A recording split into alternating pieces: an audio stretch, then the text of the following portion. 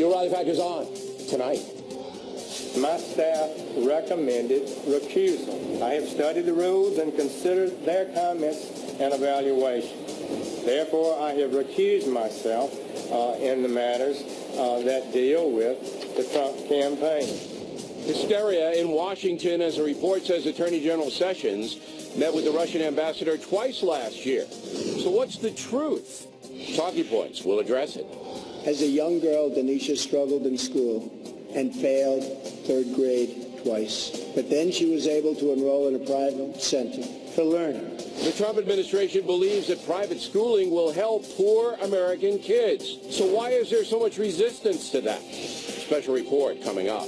As a Democrat, is there anything you can get on board with the Trump agenda? I do like the aspects of border control and more immigration control. He's not afraid to speak his mind, and that's always important. Also ahead, Waters searching for a Democrat who likes something about President Trump. Do you believe in America first? I guess I don't. Are you an American?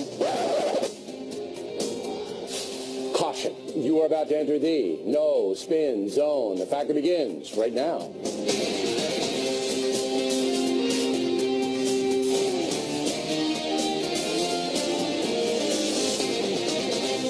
Hi, I'm Bill O'Reilly. Thanks for watching us tonight. Attorney General Jeff Sessions recuses himself in the Russian investigation. That is the subject of this evening's Talking Points memo. Okay, here's the deal. The Democratic Party and much of the national press want to produce evidence that the Trump campaign colluded with the Russian government in defeating Hillary Clinton. There's no question about that. Because of the Russian hacking, a serious issue, there were hearings held in Congress. And by extension, when then Senator Jeff Sessions testified at his confirmation hearing for Attorney General, the Russian issue came up.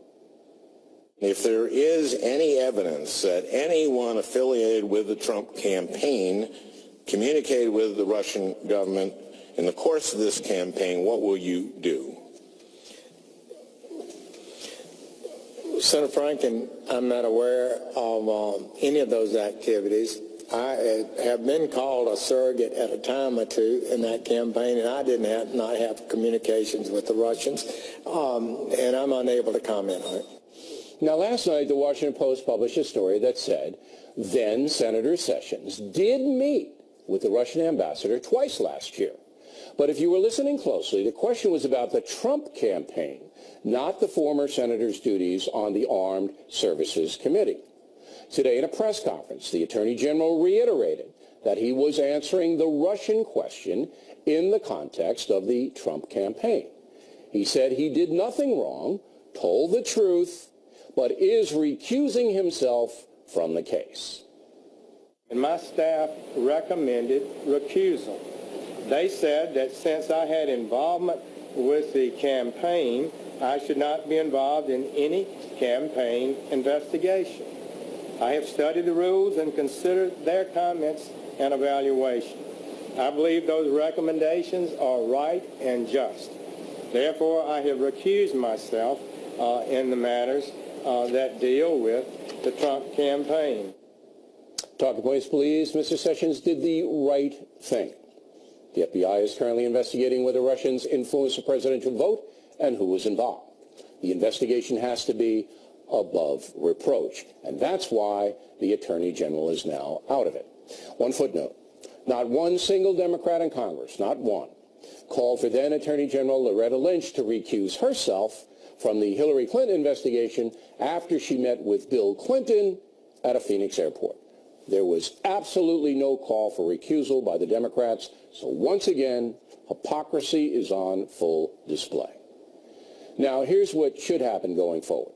The FBI should continue its investigation, and Director Comey should testify in front of Congress. If during that testimony there's evidence the Trump campaign colluded with the Russians in any way, then a special prosecutor should be appointed. That's what should happen. A methodical investigation by the FBI and a determination by Congress whether a special independent probe is necessary. I think that is a fair, honest, and efficient game plan in this intense political climate. Finally, even though the press does want to destroy President Trump, the American people should want to know. We should want to know. if there were any secret dealings with the Russians during the campaign. That's a very important story that should be defined. And that's a memo. Now for the top story tonight, reaction. Joining us from Washington, Hans von Spakovsky, Senior Legal Fellow at the Heritage Foundation, and Tom Dupree, former Deputy Assistant Attorney General under President Bush the Younger. Now, gentlemen, we spoke earlier today in relation to this case, and you both said the Attorney General should not recuse himself. I dissented, all right? Now that he has, Mr. Dupree, have you reconsidered? Bill, my view all along has been I did not want to see the Attorney General pushed into recusal based on the drumbeat from the media and the calls from the Democrats for his resignation. What we heard just earlier today was heartening to me, that he did exactly what he said he was going to do in his confirmation hearing, which was consult with the ethics officials in the Justice Department and reach his own decision, which he did. So I'm satisfied with this resolution, and I respect it. All right, but he was pushed, Mr. Dupree. He was pushed. The Washington Post pushed him, and so did the Democrats, because he was under intense pressure. So that is true, is it not? They pushed him, but from my reading or my watching the press conference and what he had to say, I certainly did not get the sense that he was uncomfortable or felt that he was forced into this decision. Rather, this is something that he and his colleagues decided was in the best interest of the country. All right, Mr. Spakovsky, how do you see it? Well, the only thing I would say was that I thought it was premature. At the moment, there isn't anything before the Attorney General to recuse himself from. Everything is in the hands of the FBI. Down the road, yeah, it probably would be the proper decision. But look, I don't question what the Attorney General did today. In fact, he showed and demonstrated how different he is from the last two attorney generals who sat in that same position. And that's the point. If the Trump administration is going to win hearts and minds of the people who don't support it, they're going to have to be transparent to some degree. And everybody knows that, and she admitted it herself, that Attorney General Lynch should not have met privately with Bill Clinton while his wife was under federal investigation for the emails and all of that. Yet the hypocrisy, and I think everybody knows, even the Democrats have to know how hypocritical they are by coming down on Sessions but ignoring Loretta Lynch for almost the exact same thing, by the way, because we don't know what Mrs. Lynch and Mr. Clinton talked about. Nobody was there and it wasn't recorded. And we don't know at this point, although I tend to believe Mr. Sessions, that there wasn't any campaign chat with the Russian ambassador. So hypocrisy off the chart, but again, Sessions did the right thing. And, you know, the Trump administration has got to convince people, Mr. Dupree, that it is in business to represent all Americans, not just a segment of them. I think that's right. And look, Bill, I think that this is good coming on the heels of the president's address to the joint session of Congress, where he struck a tone of optimism, of reasonableness. And I think the Attorney General's remarks today fall well within that category, that they are going to be reasonable. They're going to take the interest of all the people into account and make decisions on the basis of what's best for the country. Now, what I expect to see tomorrow, Mr. Spakovsky, is a spin from the left saying that because the Attorney General recused himself, he's somehow under suspicion.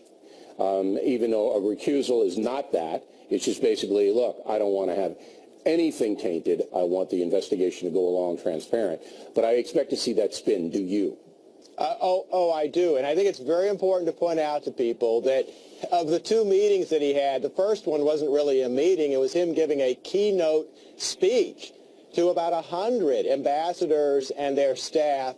That's hardly the makeup of a conspiracy meeting. And the second meeting was one of about 24 that he held with ambassadors from around the world last year when he was a member of the Senate Armed Services Committee. So the idea, again, that there's something But shouldn't he have nefarious. mentioned that? I think he should have mentioned that, because after the testimony in front of Congress, he did then write questions down, and they was re-asked that question.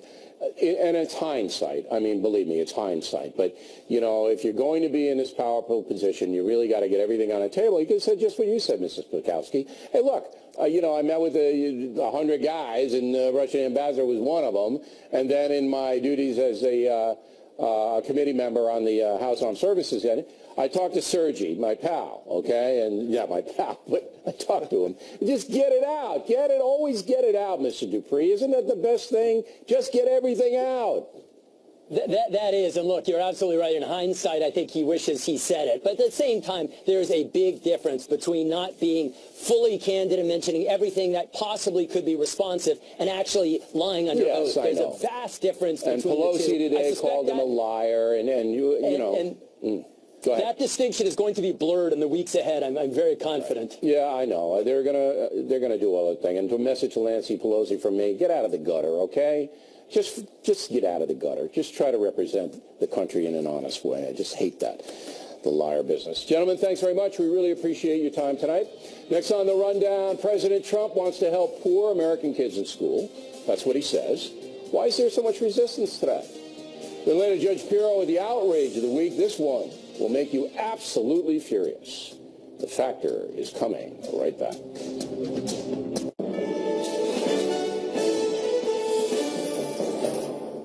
I never miss an early morning market, but with my back pain, I couldn't sleep or get up in time. Then I found Aleve PM. The only one to combine a safe sleep aid plus the 12-hour pain-relieving strength of Aleve. And now I'm back. Aleve PM for a better AM. Ruby Tuesday's new garden bar has it all. It's bigger, it's better. Spinach, cukes, and cheddar. You want some decent cheddar or maybe kale instead of? What? Get creative at Ruby Tuesday's new garden bar and grill. Fresh, ranch, makes it incredible. I spy something that starts with M. Mickey. Something that starts with B. Oh, something with F. It's a fire truck. Wait, that's 2 words. It doesn't count. Yes, it does. Safety's on your mind, not theirs. The 2017 Mitsubishi Outlander, one of America's safest crossovers. I dropped 40 pounds on Jenny Craig. Call Jenny Craig now and lose 17 pounds for $17. Jenny Craig helps you lose 3 times more weight. Enjoy more than 100 ready-to-go premium meals and snacks. It was the perfect balance of great taste and weight loss. Call now to get $60 in free food. When it's time to get serious, it's time for Jenny Craig. Call 1-800-96-JENNY and lose 17 pounds for $17, plus get $60 in free food. Hurry, this offer ends soon. What powers the digital world? Communication. That's why a cutting-edge university counts on CenturyLink to keep their global campus connected.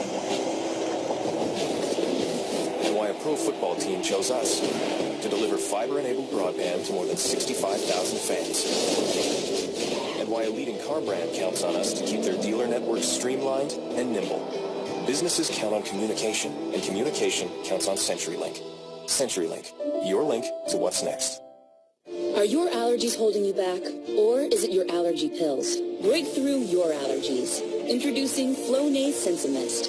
More complete allergy relief in a gentle mist you may not even notice. Using unique Mist Pro technology, new Flonase Sensimist delivers a gentle mist to help block 6 key inflammatory substances that cause your symptoms. Most allergy pills only block 1, and 6 is greater than 1. Break through your allergies. New Flonase Sensimist. My business is built with passion, but I keep it growing by making every dollar count.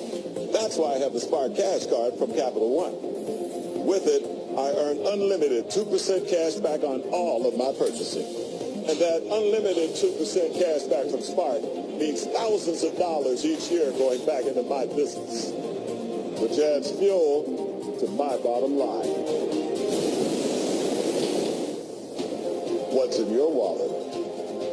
The Impact segment is sponsored by the Spark Cash Card from Capital One. Earn unlimited 2% cash back. And in the Impact segment tonight, helping poor American kids get the education they deserve. It is a sad fact that the public school system in many poor neighborhoods has collapsed. Standardized test scores prove that. So President Trump wants to allow poor students to attend private schools with government help. He addressed it on Tuesday.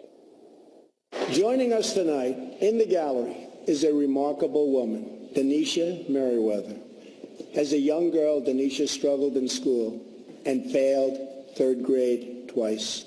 But then she was able to enroll in a private center for learning, Great Learning Center, with the help of a tax credit and a scholarship program. Today, she is the first in her family to graduate not just from high school, but from college. Now, you would think most Americans would support anything that would improve the education system, especially in deprived neighborhoods. That's not the case, and Denisha Merriweather knows it. This is not a partisan issue. This is really moral. Students and parents should have the opportunity to choose the best education for themselves. And joining us now from Los Angeles, Leo Terrell, civil rights attorney. First of all, Counselor, were you impressed with Denisha herself? I was impressed with her, but I was opposed to her message, and I felt she was being used as a prop, Bill, if you let me explain. She is representing that because she went to a school that had a voucher system, she turned her life around. What turned her life around, Bill, was that she left her negligent mother and lived with her godmother. And I'm simply saying that that inference was, if you go to a public school, you're going to get a poor education. And that was a wrong message. I think she was being used as a prop. I'm offended by that. Finally, one other point. I went to public schools, Bill O'Reilly. I went to public schools, and I graduated from law school, passed the bar, so I am a product of public schools. Now, your situation, do you have two parents in the home? Did you have encouragement in the home?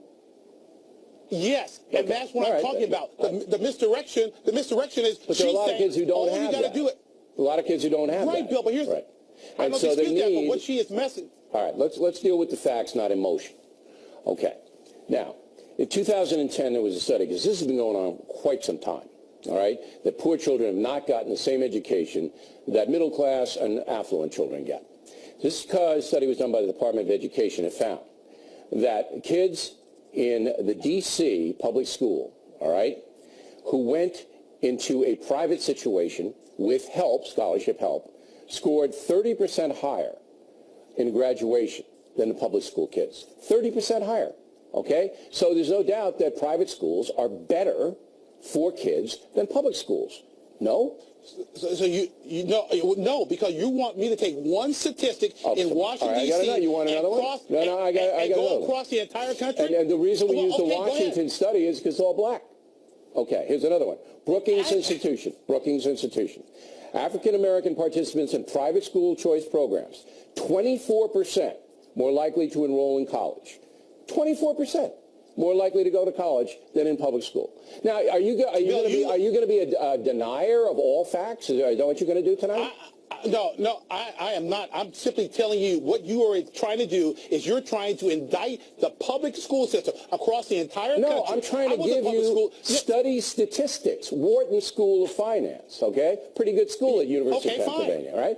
Found a bevy of advantages for poor children who, without structure, all right, to go to more disciplined schools that require uniforms, that require standards of achievement you have to do. This is what Wharton School found out. Fine. Congratulations on that study. Let me give you some facts. You take this voucher system and you give money to religious institutions who are trying to indoctrinate, private institutions who are trying to indoctrinate? Is that what you just said? Is that what you just said? To you. Yes, I did say that. Okay. Because you know what? I mean, that's ridiculous. That's bias.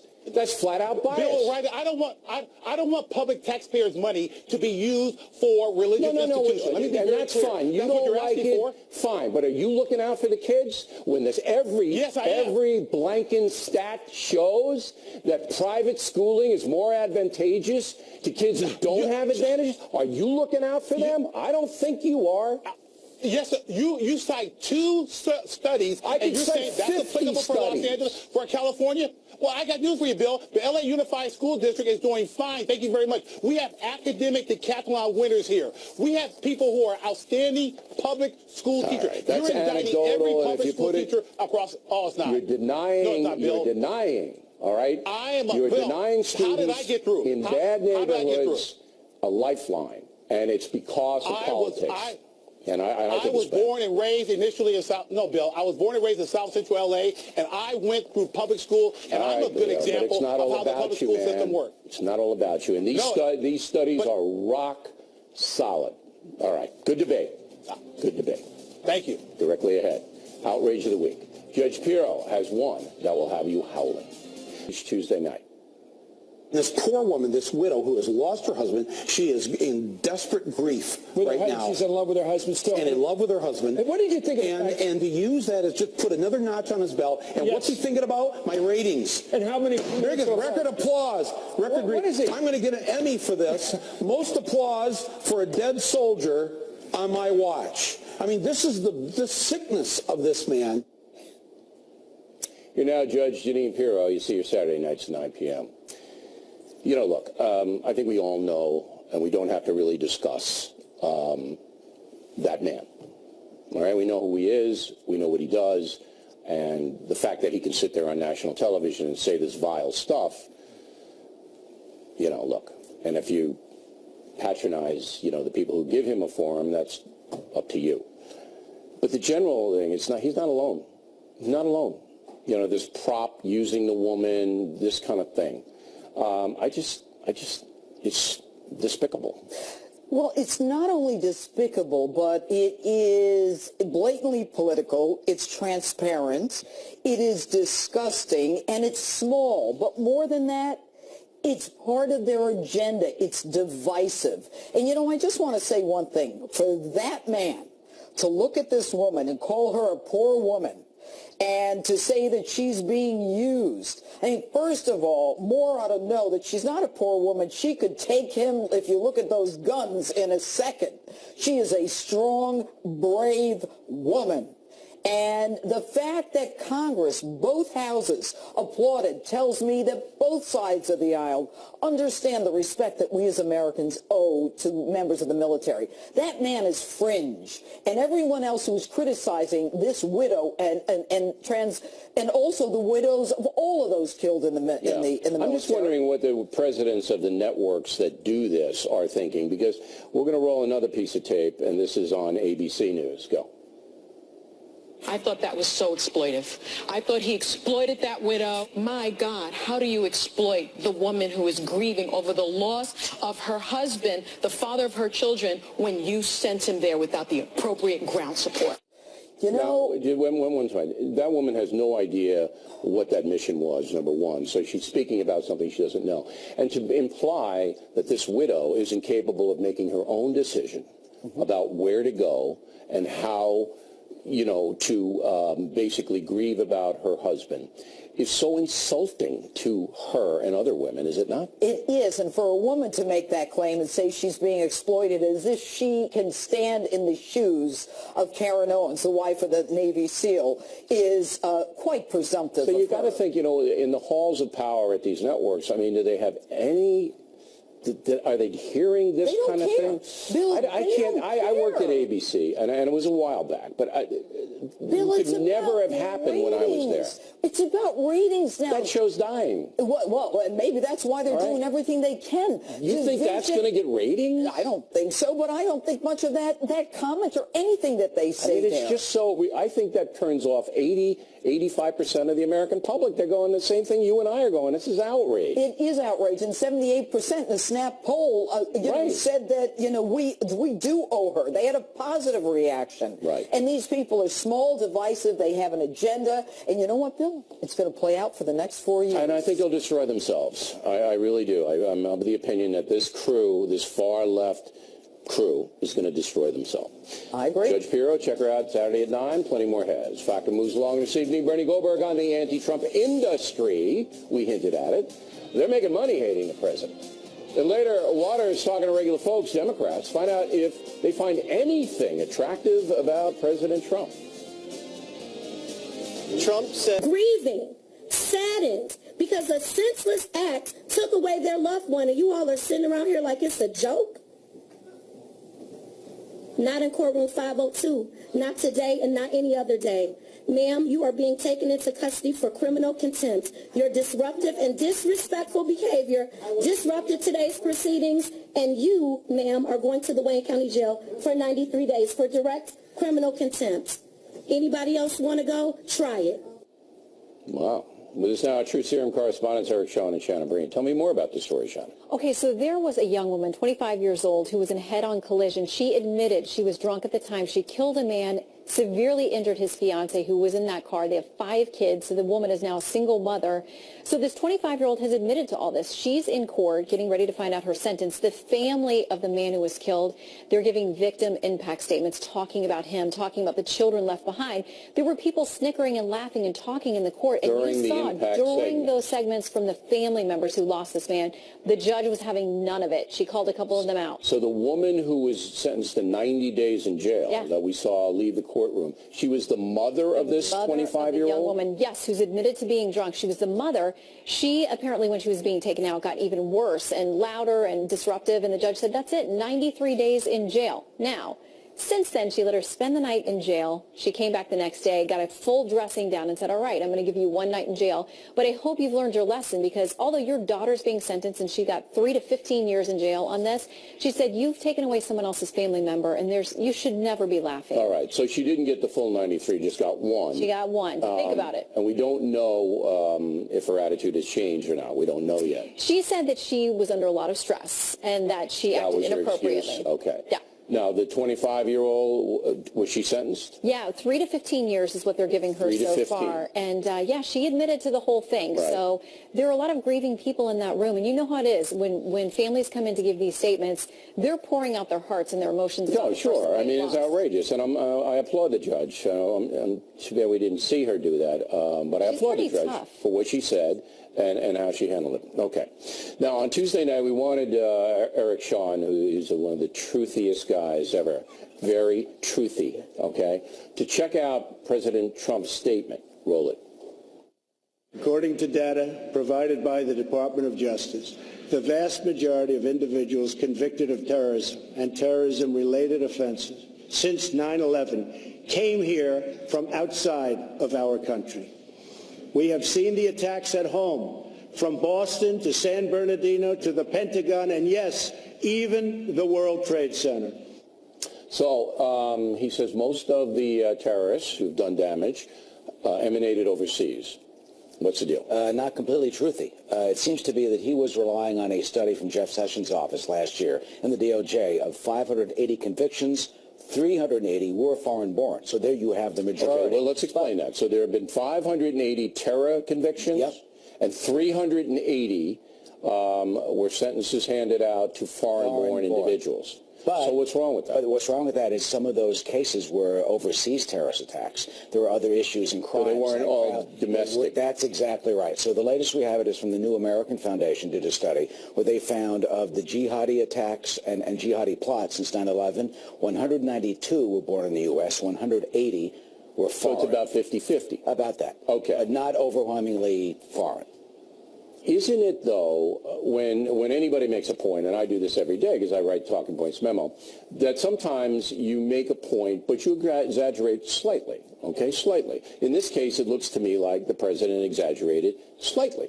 All right, he said that they were more overseas than here, and it's about 50-50. Would I be too kind to Mr. Trump? No, I think you'd be near what correct. I think if you look at some of the attacks, for example, you got Saeed Farouk, San Bernardino. He was born in the U.S., but his wife was born in Pakistan. She was born in Pakistan. Right. The Sinar brothers, they were foreigners. They were from this is Boston Marathon. Boston Marathon. Right. Najib Ali Zazi went back to some of the cases most people don't know about. Subway bomber plot from Afghanistan, and the latest. Oh, look at the Blind Sheikh. Blind Sheikh blew up the first head. You know, he's overseas guy. You let him in. And and then everybody to 9/11, every one of them, all 19, they're overseas. So, you know, I think the nitpicking is what I'm disturbed about. But I appreciate your accuracy and appreciate your. I don't know what I appreciate about Breen, but I know. We're going to think of something. I know I'll have it by next week. Something. We come right back. Bernie Goldberg on people making money off hating Donald Trump. And then Waters on whether some regular folks who vote Democrat see anything good in the president. We're coming right back. The #1 cable news show for 16 years and counting. Nice to stay with us. I'm Bill O'Reilly in the Weekdays of Bernie segment tonight, profiteering from despising President Trump. Trump may have changed his tone, but that doesn't change the content of what he said. One senior White House official even told a reporter that the speech was just nationalism with an indoor voice. You know who also said troubling things in a calm voice? Hannibal Lecter. We're making a list of immigrants. We're rounding up the bad ones. Make America great again, Clarice. Joining us now from Miami, Bernard Goldberg. So Mr. Colbert's ratings have skyrocketed since he took a drastic anti-Trump posture. And that sends a message to everybody in the TV media. You can make money doing this, right? Bashing Donald Trump can be very good for business, no question. It isn't just Colbert at night. MSNBC last month finished second in cable news, so they're doing better than they've done. It's a simple, uncomplicated business model. They know what their audience wants. They give them what they want. I'm not accusing anybody of hypocrisy. I think Colbert and MSNBC people really do detest Donald Trump, but they're giving them what they want. We live in a polarized America. People want to hear what they want to hear. They want their own views validated. That's what's happening. But just for the record, bashing Barack Obama was also good for business. Not late-night television because there are no conservatives there, but bashing Barack Obama was good for talk radio, was good for conservative media in general, was good for websites that were created during his presidency. It's business, and I don't like it personally, but that's the way it is. Okay, but you never saw, and if it had happened, that they used a movie clip from a heinous villain. Absolutely true. About Barack Obama. Yeah. It would have been. You're right. Yeah, I mean, people would have been fired. Well, let me get my question out here. People would have been fired. There would have been demonstrations, charges of racism. All of that would have happened. Okay, so there's one president. One president who there were rules of engagement. Rules of engagement. All right, Barack Obama, and now there are no rules. None about Donald Trump. So I raised this question. I don't know whether you heard the discussion with Judge Pirro about how ABC News, which runs The View, okay, could allow that kind of stuff, that this woman, was somehow hauled into the floor of Congress and manipulated, how they could allow it. I couldn't. If I were the news division chief, that never would have happened under me. And I don't care how much money you would make. Yeah, I agree with what you said. The level of animosity against Donald Trump is different from anything we've seen in the past. There is a feeding frenzy. There is a feeding frenzy aimed at Donald Trump in a way that there wasn't aimed at, let's say, Ronald Reagan or George W. Bush. They salivate more when they go after Republicans, but this is different. There's no question about that. So when you're a decision maker in a media landscape, should there be any rules at all for what the anchor or the comedian or the host, whatever it may be, is allowed to present when you're talking about a president or, some other really notable person? Should there be any rules at all or nothing? No, there should be rules, but in a way you're asking the wrong person, because I would change about 10,000 things that I see going on. All right, let me micro it down. If you were producing the Colbert Show, and he's number 3 in late night, as he was for the first 2 or 3 years he was on, then you discover the magic egg, all right? If we go after Trump every night, the other two, Kimmel and Fallon, they're more entertainment-oriented. They're not doing that. And then boom. Would you continue to do it?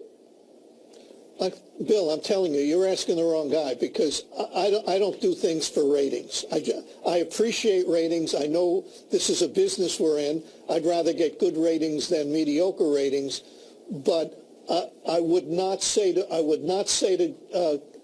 Colbert, I would not say to him, do anything you have to, bash him in the most unmerciful way, because it's going to get us bigger ratings and we'll be no, I wouldn't do that. And I'd lose my job before he'd lose his job. All right. I just can't do that. It's not something, I don't like that kind of stuff. Okay, Bernie, I'm not thanks. against doing jokes. By the way, Johnny Carson, very quickly, Johnny Carson did jokes about everybody. I have no idea what his politics were. Everybody knows you can do Colbert's satire, and politics. satire is fine, but spread it out a little bit. Right.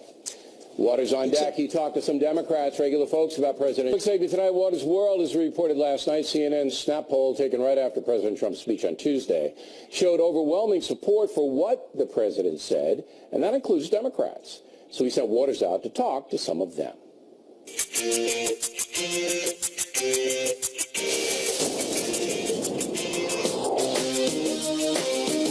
Are you a Republican or Democrat? I'm a Democrat. I'm a moderate, actually. I guess I'm a Democrat. You sound really proud of that. Democratic Party kind of let me down. Hillary actually won. Then why isn't she in the White House? Only reason why is because of the Russian. The Russians are coming. The Russians are coming. Is there anything you like about Donald Trump? Not particularly. I'm not really a fan. What do you like about Donald Trump? I think he's transparent. I like that he honored Owens, the Navy SEAL that lost his life in the raid. Is there anything that you like about Donald Trump? I don't like nothing about Donald Trump. Nothing. They should impeach him. It's a crime for him trying to deport people, the immigrants. Well, if deporting illegal immigrants was a crime, then Obama would have been impeached. Well, he didn't deport anybody. No one? No, not that I know of. You're never too old to learn something, and tonight I learned something.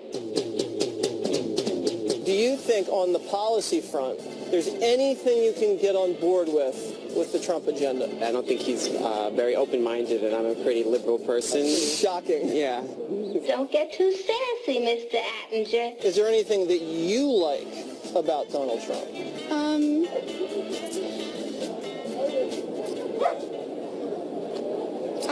I like that he... Don't you think I'm brilliant? Sure. Sure. Do you think there's anything you can get on board with Donald Trump's agenda? No. None. So you don't want to destroy ISIS? I ain't got nothing against them. I mean, they ain't doing nothing to me.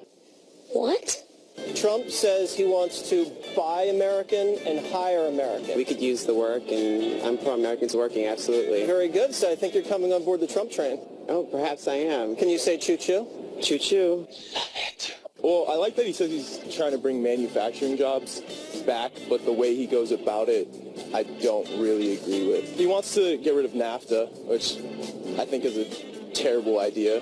It's not just about America, is it? Do you believe in America first? No, I guess I don't. That'll be your decision to make. Do you believe in America first? I think that... It's a yes or no question. Oh, wake up, honey. Trump is promising massive tax relief to hardworking Americans. Mm-hmm. That's a great thing, because I'm a shopaholic. So. Where can I get shoes like that? Mandy's. I hear noise. You call? Do you support the construction of the wall? No. Why not? Because I don't think that all immigrants are bad. I do like the aspects of border control and more immigration control. So you believe in open borders? Pretty much, as long as people are well vetted. How do you vet someone if there's no wall? I have no idea. Are you sure you're not a Trump supporter? Not officially. Perhaps behind closed doors I am. I think it's time for you to come out of the closet. Well, I'm out.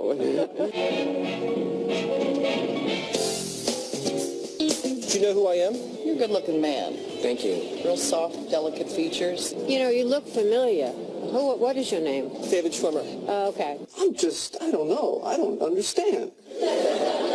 I'm Waters, and this is my world. Of course I know this is your world.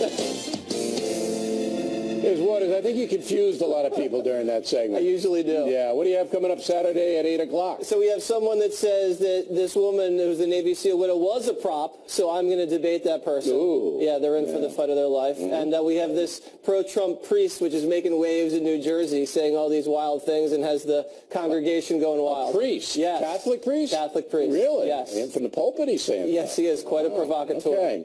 Waters at 8 o'clock on Saturday. And I want you to go down to Mandy's with the shoes. All right? Leopard? Do a little shopping. Okay. And, can I expense that? Yeah.